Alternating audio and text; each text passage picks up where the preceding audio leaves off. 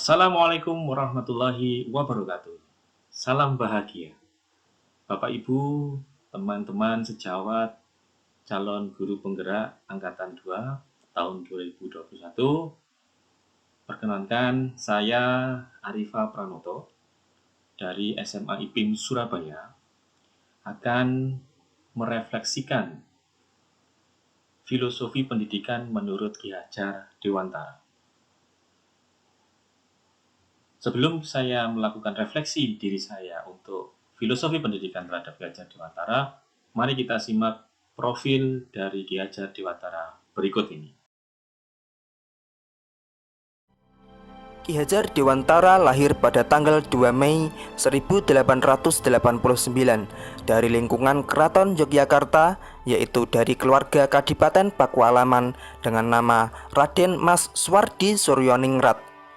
Sebagai golongan ningrat, Suwardi mendapatkan hak untuk mengenyam pendidikan yang layak oleh kolonial Belanda. Ia menamatkan pendidikan dasar di ELS, Sekolah Dasar Eropa atau Belanda.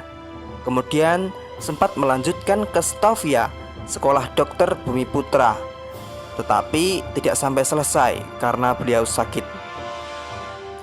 Setelah tidak berhasil menyelesaikan pendidikannya, Suwardi mengawali karirnya dengan bekerja sebagai penulis dan wartawan di beberapa surat kabar, antara lain di Sedia Utama, Midin Java, The Express, Utusan Hindia, dan lain-lain.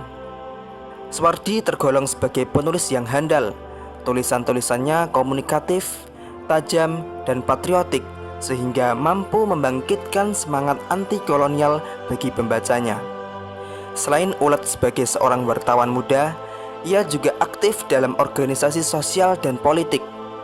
Pada tahun 1908, beliau bergabung dengan organisasi Budi Utomo bersama Douwes Dekker dan Dr. Cipto Mangunkusumo yang kemudian dikenal sebagai Tiga Serangkai. Ia mendirikan Indische Partij yang merupakan partai politik utama yang beraliran nasionalis. Namun, partai tersebut tidak mendapatkan badan hukum dari pemerintahan kolonial Belanda karena dianggap dapat membangkitkan dan menentang kolonial Belanda. Kemudian pada tahun 1913, pemerintah Hindia Belanda berniat mengumpulkan sumbangan dari warga, termasuk pribumi, untuk merayakan 100 tahun kemerdekaan negeri Belanda dari penjajahan Perancis. Hal itu menimbulkan reaksi kritis dari kalangan nasionalis, termasuk Suwardi. Suwardi melancarkan kritikannya melalui salah satu tulisan yang cukup terkenal, yaitu Als ik een Nederlander was, yang berarti andai aku seorang Belanda. Tulisan beliau ini dimuat dalam surat kabar The Express tahun 1913. Sekiranya aku seorang Belanda, aku tidak akan menyelenggarakan pesta-pesta kemerdekaan di negeri yang telah kita rampas sendiri kemerdekaannya. Sejajar dengan jalan pikiran itu, bukan saja tidak adil, tetapi juga tidak pantas untuk menyuruh si Inlander memberikan sumbangan untuk dana perayaan itu. Ide untuk menyelenggarakan perayaan itu saja sudah menghina mereka, dan sekarang kita keruk pula kantongnya. Ayo, teruskan saja penghinaan lahir dan batin itu. Kalau aku seorang Belanda, hal yang terutama menyinggung perasaanku dan kawan-kawan sebangsaku ialah kenyataan bahwa Inlander diharuskan ikut mengongkosi suatu kegiatan yang tidak ada kepentingan sedikit pun baginya.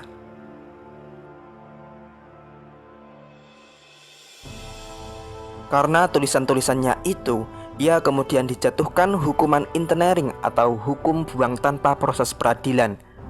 Atas permintaannya, dia dihukum buang ke Pulau Bangka. Namun, atas permintaan kedua rekannya dari Tiga Serangkai, yang juga mendapatkan hukum buang karena membela Suwardi, mereka bertiga dibuang ke Belanda. Kesempatan itu mereka gunakan untuk mendalami dunia pendidikan. Suwardi kembali ke Indonesia pada bulan September tahun 1919. Pengalaman mengajar ini kemudian digunakan untuk mengembangkan konsep mengajar bagi sekolah yang ia dirikan pada tanggal 3 Juli 1922, yaitu Perguruan Nasional Taman Siswa. Saat ia genap berusia 40 tahun, ia mengganti namanya menjadi Ki Hajar Dewantara. Ia tidak lagi menggunakan gelar kebangsawanan di depan namanya. Hal ini dimaksudkan supaya ia dapat bebas dekat dengan rakyat, baik secara fisik maupun jiwa. Semboyan dalam sistem pendidikan yang dipakainya kini sangat dikenal di kalangan pendidikan Indonesia. Secara utuh, semboyan itu dalam bahasa Jawa berbunyi: Ing ngarsa sung tulodo, ing madya mangun karsa, tutwuri handayani. Di depan memberi contoh, di tengah memberi semangat, di belakang memberi dorongan. Semboyan ini masih tetap dipakai dalam dunia pendidikan Indonesia hingga sekarang. Ki Hajar Dewantara meninggal dunia di Yogyakarta tanggal 26 April 1959 dan dimakamkan di Taman Wijaya Brata. Nama Ki Hajar Dewantara tidak hanya diabadikan sebagai nama seorang tokoh dan pahlawan yang tanggal kelahirannya, yaitu tanggal 2 Mei, dijadikan sebagai Hari Pendidikan Nasional, tetapi juga ditetapkan sebagai Bapak Pendidikan Nasional. Nama Ki Hajar Dewantara juga diabadikan sebagai salah sebuah nama kapal perang Indonesia, yaitu KRI Ki Hajar Dewantara. Dan potret dirinya juga diabadikan pada uang kertas pecahan Rp20.000 tahun edisi 1998. Nah, itulah sepenggal sejarah perjalanan hidup Ki Hajar Dewantara, sang pahlawan nasional, sang bapak pendidikan nasional. Bapak Ibu, rekan-rekan calon guru penggerak Angkatan 2, demikian tadi adalah video profil dari Ki Hajar Dewantara. Sangat bagus secara histori, Bapak Ibu semuanya, bahwasanya Ki Hajar Dewantara memberikan peran yang sangat-sangat besar sekali bagi pendidikan di Indonesia. Baik, izinkan saya untuk merefleksikan filosofi pendidikan yang disampaikan oleh Ki Hajar Dewantara. Ada beberapa hal yang akan saya sampaikan di sini, yaitu yang pertama adalah menurut Ki Hajar, pendidikan adalah tempat bersemayamnya benih-benih kebudayaan. Di sini sangat erat kaitannya antara pendidikan dan kebudayaan. Pendidikan yang tinggi, pendidikan yang baik, maka akan memberikan suatu nilai kebudayaan yang juga sangat baik. Akan membangun peradaban, terutama untuk peradaban di Indonesia. Kita tahu bahwasanya negara kita adalah negara yang sedang berkembang, memiliki banyak suku, bangsa, kebudayaan, Bhinneka Tunggal Ika yang melekat pada jiwa dan diri dari para orang-orang atau individu-individu yang ada di Indonesia. Bahwasanya pendidikan adalah persemayamnya benih-benih kebudayaan memang sangat benar sekali. Oleh sebab itu, mari kita sebagai pendidik, kita berikan kepada anak-anak kita, peserta didik kita, nilai-nilai, jiwa-jiwa luhur dari nenek moyang kita, agar nanti bisa membangun nilai kebudayaan, mengembangkan peradaban yang tinggi bagi bangsa Indonesia. Jadi, pada intinya, antara kebudayaan dan pendidikan adalah kait eratannya dan tidak boleh saling lepas. Jadi, semuanya atau dua hal tersebut saling berikatan satu antara sama lain.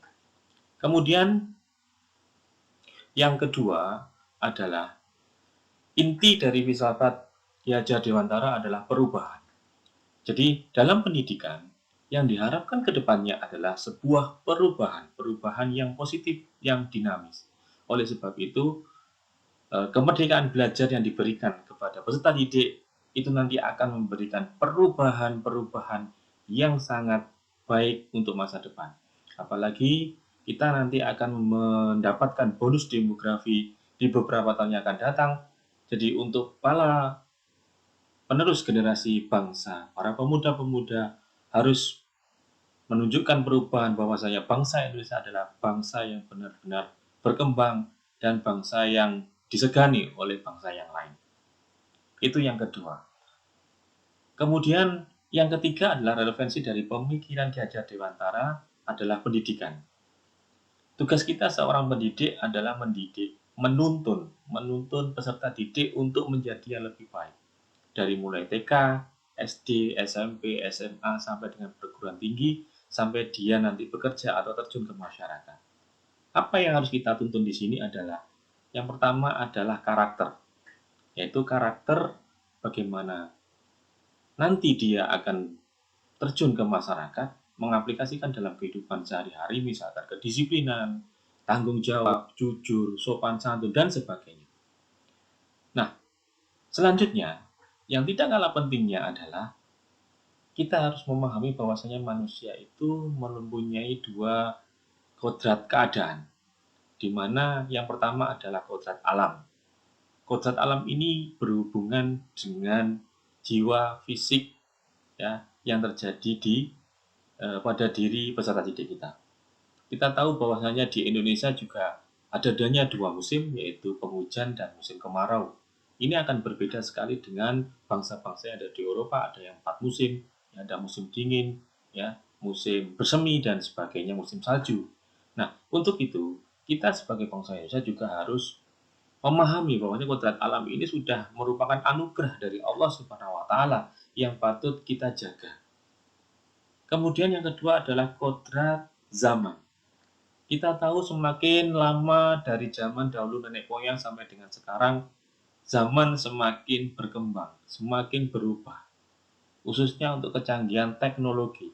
Teknologi di masa yang akan datang pasti akan lebih berkembang. Apalagi tuntutannya sekarang adalah revolusi industri 4.0. Nah, oleh karena itu kita harus mempersiapkan peserta didik kita untuk menjadi orang-orang yang melek teknologi dan sesuai dengan perkembangan zaman. Di kota Surabaya tahun ini pasti akan berbeda dengan 2-5 tahun yang akan datang.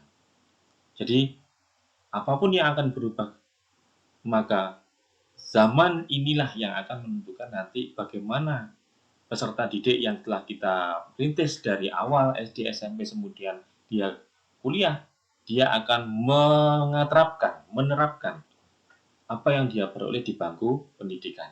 Kalau dia bisa survive, kalau dia bisa memberikan atau bisa menyesuaikan diri dengan perkembangan zaman, perkembangan ilmu dan teknologi, maka kita bisa berbangga. Kita bisa mengatakan itu adalah sukses. Prinsip selanjutnya adalah prinsip perubahan yang dikenal dengan trikon.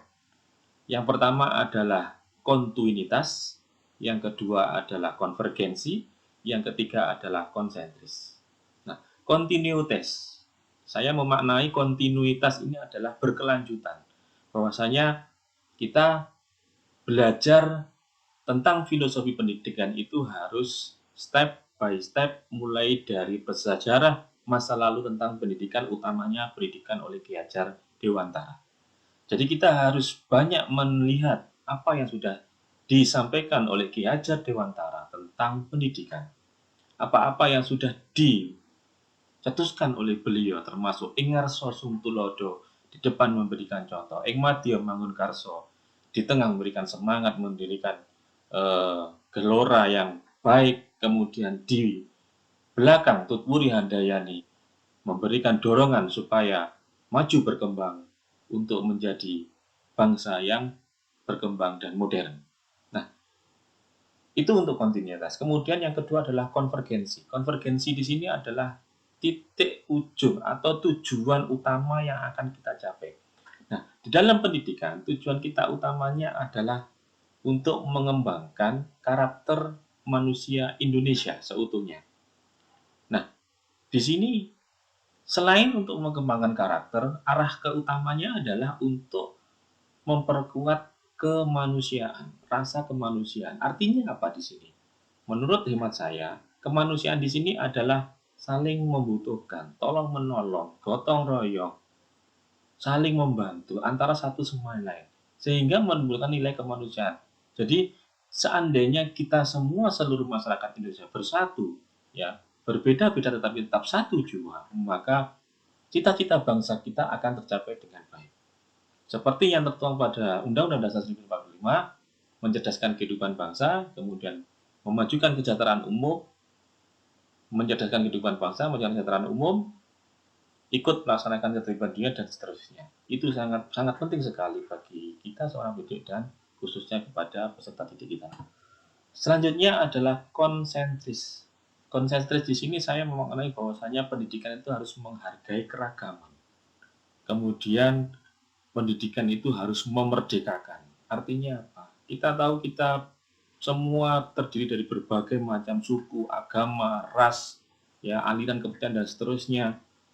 Kebineka tunggal ika yang semboyan kita berbeda-beda tapi tetap satu jua, itu sangat mempengaruhi dari masing-masing sumber daya manusia yang ada di seluruh pelosok Indonesia. Untuk itu kita harus menghargai keragaman. Pendidikan di suatu daerah pasti akan berbeda antara satu dengan yang lain. Selanjutnya tentang apa yang sudah saya terapkan di sekolah saya dalam meneladani filosofi Ki Hajar Dewantara. Yang pertama yang sudah saya lakukan adalah saya sudah memberikan kemerdekaan belajar bagi peserta didik saya. Saya berikan kesempatan yang seluas-luasnya kepada peserta didik saya untuk mendapatkan pendidikan tidak hanya di dalam kelas, saya mengadakan pendidikan di luar kelas. Melalui eksplorasi di lingkungan, terjun ke masyarakat, bahkan kegiatan utama di sekolah kami, kelas 11, adalah kegiatan outing kelas, melakukan observasi penelitian di tempat-tempat penelitian sesuai dengan tema yang diangkat dari tahun ke tahun.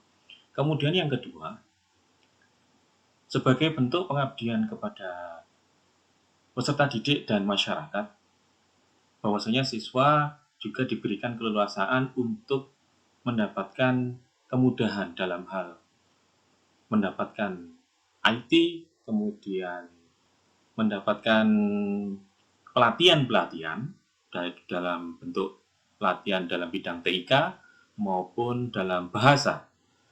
Nah, seiring dengan kegiatan tersebut, sekolah saya juga membuka double track yang namanya double track TIK yang bekerja sama dengan institusi perguruan tinggi negeri di Surabaya. Double track yang kedua juga tentang kecantikan dan tata rias. Ini nanti diharapkan karena bersertifikasi dan bersertifikat bagi peserta didik nanti untuk kelas sertifikat bisa digunakan untuk dia terjun ke masyarakat untuk melamar pekerjaan ataupun untuk menuju ke jenjang karir atau pekerjaan yang lebih tinggi lagi. Nah, sebagai penutup, filosofi dari Ki Hajar Dewantara, kata-kata yang sangat saya ingat bahwasanya pendidikan itu adalah bebas dari segala bentuk tekanan, bebas dari segala bentuk strata atau suku, ras. Jadi sesuai dengan yang sudah dilaksanakan oleh Ki Hajar Dewantara bahwasanya pendidikan itu adalah bebas semuanya untuk kalangan tertentu tidak. Ya, semuanya bebas untuk semua kalangan. Maksud saya seperti itu.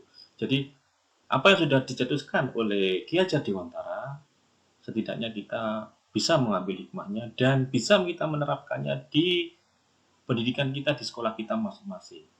Sebagai upaya bagaimana kita untuk memberikan pelayanan kepada anak, memberikan tuntunan kepada anak, supaya nanti kita bisa meraih cita-cita anak terutamanya sesuai dengan harapan kita semua dan menjadikan bangsa ini bangsa yang maju dan disegani oleh bangsa-bangsa yang lain. Demikian sedikit refleksi dari saya, filosofi pendidikan menurut Ki Hajar Dewantara. Mudah-mudahan bisa menambah wawasan kita, menambah pengalaman kita, dan jika ada beberapa kekurangan atau kata-kata yang salah saya mohon maaf yang sebesar-besarnya. Terima kasih. Wassalamualaikum warahmatullahi wabarakatuh.